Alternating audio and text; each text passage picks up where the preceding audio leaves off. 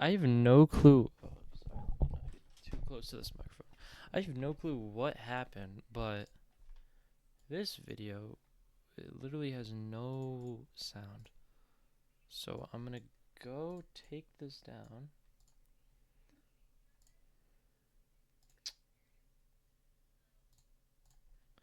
Take this down, and I'm going to do this right here.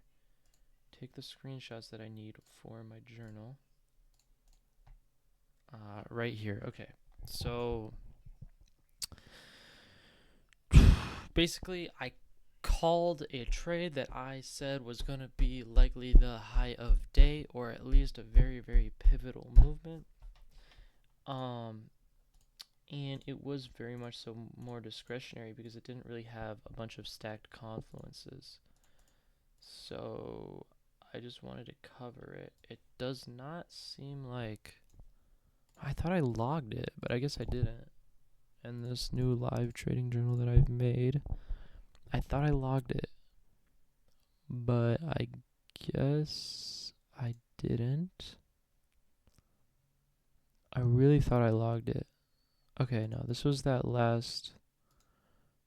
Alright, maybe I shouldn't be doing this on video. Okay. So essentially, I was looking at a wick that I thought was very clean for multiple days. Multiple days. I say multiple days. I've been looking at it since Thursday. But I've been looking at a wick that was formed on Thursday. I thought it was very clean. And this is clean. Not only does it take these highs, but it also, people call it liquidity, but it's not actually that. But it actually rejects off of this, which makes it higher probability. And it's a 1 hour wick, not a 4 hour. 4 hour bearish wicks tend to not really work too well.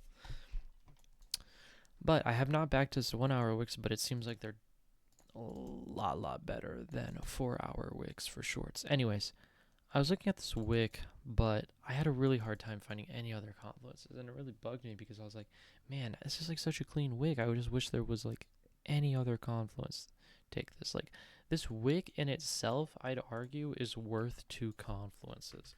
So if it was a position with just a wick, like I'd say this wick accounts for two confluences because of the strength of the wick. And that's why I really wanted to brush up on the discretion portion of this position because I really thought discretionally it made a lot of sense.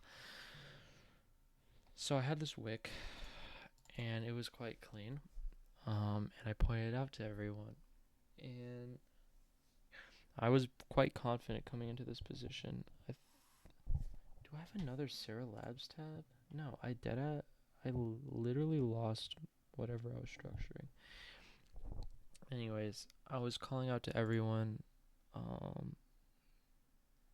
that this was likely going to be the high of day.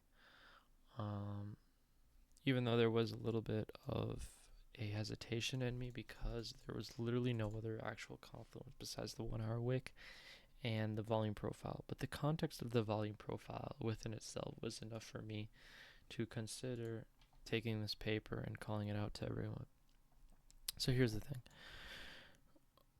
When I look at ledges, I am obviously looking at the most steepest of areas. So like this is definitely a viable ledge. This is a viable ledge.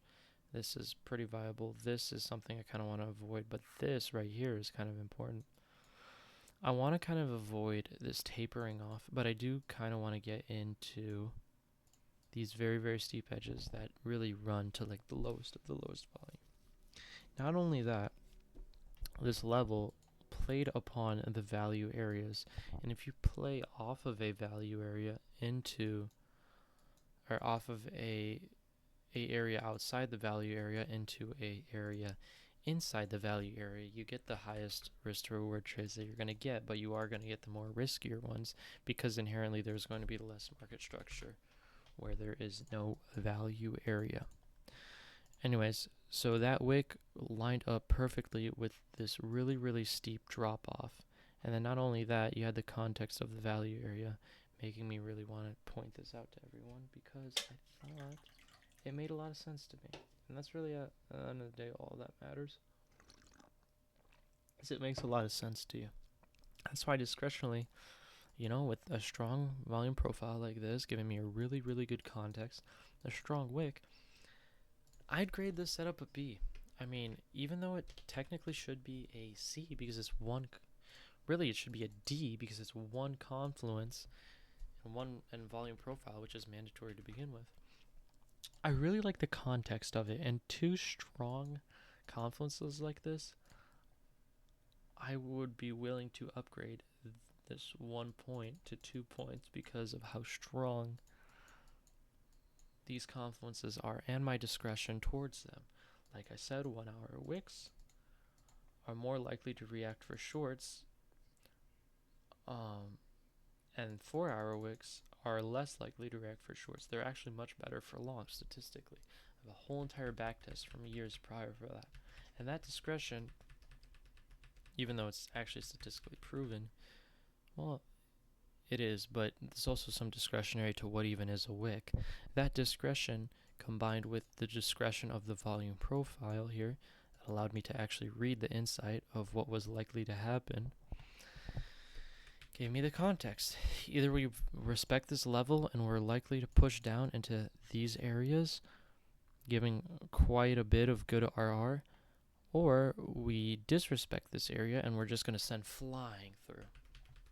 Right? And as you can see, there's a good level, good judgment. Boom, we respected this area. 4 RR. More than 4 RR. I mean, I think this ran 20 RR. 10 point stop. This ran 20.43. And then, watch. Once we disrespect it, well, actually, we didn't really go flying yet. So I beg to be bothered. I don't know what to say. Not completely right, but it's really mainly because we're staying within this new high volume node that we're making. But once we break above these highs, we're very so much likely to go through all of this low volume area, and we're probably balancing here, push up, balancing here, push up, balance, push up. I'm overall kind of bearish, but I don't know. In general today I was bearish, but overall, after this, I feel like I've got to be bullish, especially the fact that we're respecting this and rebalancing off of it. Anyways, I just wanted to cover that. The first video was completely scuffed. My mic wasn't working. And yeah, that's how I am discretionally that's how I am grading my setups with discretion.